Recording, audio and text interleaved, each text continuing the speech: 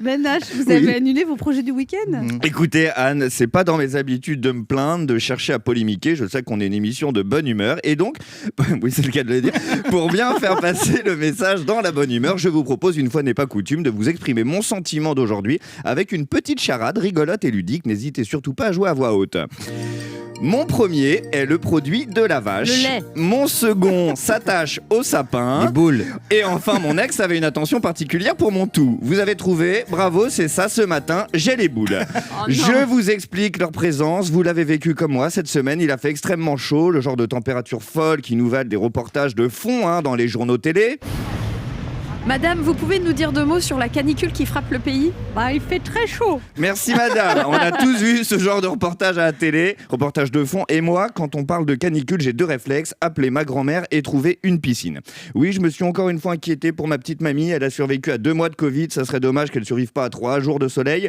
Mais que nini, entre le corona et la canicule, ma grand-mère a trouvé une solution, elle utilise un brumisateur pour se rafraîchir et elle a remplacé l'eau par du gel hydroalcoolique.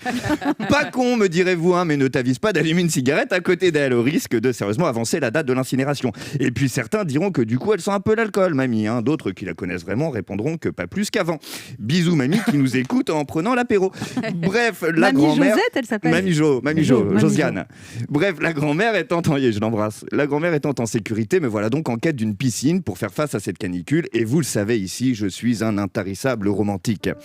D'aucuns diront que si l'amour et le plaisir avaient eu un fils, ça aurait été moi. Et en ce moment, vous n'ignorez pas non plus qu'une jeune vénarde a la chance de profiter plus charnellement de ma modeste contribution à l'humanité. Alors cette semaine, voyant le thermomètre s'affoler et mon compte en banque de toute façon en berne, je craque complètement. J'organise une petite virée romantique pour le week-end. Airbnb, maison, piscine, elle sera ma sirène, je serai son Poséidon sous le soleil ardent de la campagne française. Et c'est au moment de réserver notre bande-annonce de vacances que j'entendis la météo du week-end, qui retentit dans mes oreilles avec la même virulence qu'un discours de Castaner avant une manif syndicale. Alors, suite aux fortes chaleurs, le pays va connaître une vague de violents orages et la pluie va s'abattre sur l'ensemble du pays. Plus de soleil, donc plus de virée romantique, pas de piscine. À la différence de ma personne, mon rêve, lui, tombe à l'eau. Si le soleil prend des week-ends, alors vivement qu'on parte en vacances pour qu'on puisse enfin profiter de lui le reste de la semaine.